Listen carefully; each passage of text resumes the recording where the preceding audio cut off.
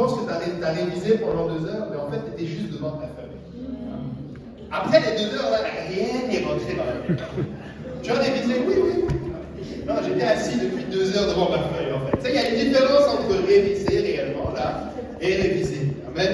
Des fois, tu es juste là devant ta feuille, mais tu n'es pas en train de la regarder. Amen. Alléluia. Donc, il y a le verbe pratiquer et il y a le mot, le nom pratique. Amen. Le nom pratique, ça dit application, exécution, mise en action des règles, principe d'une science, d'une technique, d'un art, etc. Et ça, c'est par opposition à la théorie. Amen. Théoriquement parlant, il y a beaucoup de gens qui savent conduire. Théoriquement parlant, je vois même ça. Il se rappelle du dernier gars qu'il a vu sur la route et il se rend compte que lui, c'était juste dans la théorie. Mais théoriquement parlant, c'est une chose. Mais la mettre en pratique, c'est une autre chose. Amen. Il y a beaucoup de choses qu'on peut connaître dans la théorie, mais lorsqu'on vient maintenant dans la pratique, c'est différent. Amen. Il n'y a que quand tu vas pratiquer que tu vas pouvoir avoir réellement la substance de ce pourquoi tu étais dans la théorie. Et je vais sauter une, mais la dernière définition de pratique, c'est connaissance acquise par l'expérience, par l'action concrète.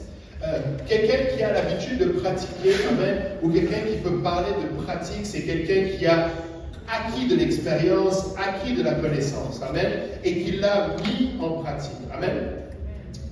Pourquoi je parle de tout cela? Parce que justement, nous voulons mettre en pratique la parole de Dieu. Amen.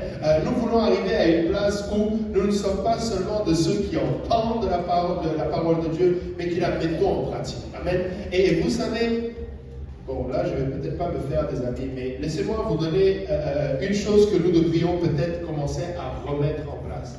Quand on vient à l'étude biblique, de prendre un crayon et de prendre des notes. Amen. Pas parce que c'est moi qui parle aujourd'hui, mais parce que tu réalises qu'on se fait beaucoup confiance, et on fait beaucoup confiance à nos mémoires, ou on fait beaucoup confiance à Pasteur Yannick et YouTube. Mais vous savez, il y avait un dicton qui dit que le plus petit crayon vaut mieux que la plus longue des mémoires. Tu sais, et quand tu commences à prendre des notes, je ne vous dis pas de prendre tout, mais quand tu prends des notes, tu te mets dans une autre dimension. Tu te mets dans une autre application. Tu vas mettre des notes pour des choses que tu sais que ça vient te parler directement. Amen. Sur les choses sur lesquelles tu vas revenir et sur lesquelles tu vas mettre en pratique. Amen. Vous savez, pour pouvoir mettre en pratique la parole de Dieu, il faut arriver à une place où nous saisissons que c'est plus que juste un livre quelconque. Amen. Dernièrement, je parlais avec des jeunes, je ne sais pas s'ils sont là. Je parlais avec Kéla et avec Dajlen, et on parlait justement de la parole. Vous savez, dans le livre de Jean, au commencement était la parole. La parole était avec Dieu, la parole était Dieu. Amen. Et c'est vrai qu'aujourd'hui, quand tu tiens une Bible, malheureusement, excusez-moi, je n'ai pas ma Bible ni ma tablette, sont restés à l'église de l'Est, mais quand tu tiens une Bible, tu tiens la parole de Dieu. Mais laissez-moi vous dire que la parole de Dieu ne se résume pas à ce livre-là. Amen. Ce que je veux dire par là, c'est qu'avant que l'imprimerie n'existe, la parole de Dieu existait. Amen. Dieu est la parole. Amen. Dieu a donné sa parole. Amen. Alors ce que je veux dire, c'est que ça serait dommage que juste parce que j'ai la Bible et que j'en ai peut-être même 4 ou 5 ou 6 éditions différentes, des fois on va aller à CLC et puis on va acheter une nouvelle Bible avec des commentaires. C'est comme pour se rassurer que j'ai plusieurs Bibles à la maison.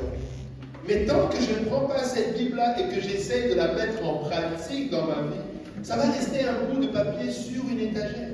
Même si c'est ce qu'on appelle la parole de Dieu. Amen. D'autres personnes vont, même tu vas voir que les Juifs aujourd'hui encore dans la synagogue ne touchent pas la Bible, la Torah. Ils utilisent un bout de bois, ils utilisent un bout de bois qui a une main pour lire, parce que ça devient une écriture sacrée. Oui, tu peux avoir cette révérence-là, tu peux faire attention, et je vous encourage à faire attention à votre Bible papier. Mais la meilleure façon de prendre soin de votre Bible, c'est qu'elle rentre en vous. Amen. La meilleure façon dont je vais valoriser cette Bible, c'est que je sache ce qu'il y a dedans, et que je la lise, et que je la mette en pratique pour ma vie. Amen. Vous savez, des fois, il y a des versets très simples, mais on ne les met pas en pratique. Des fois, il y a des versets qui sont, des passages de la parole de Dieu qui sont très simples. D'autres qui nous conviennent mieux. Et là, on va les mettre en pratique. Amen. Matthieu 7, versets 24 à 29.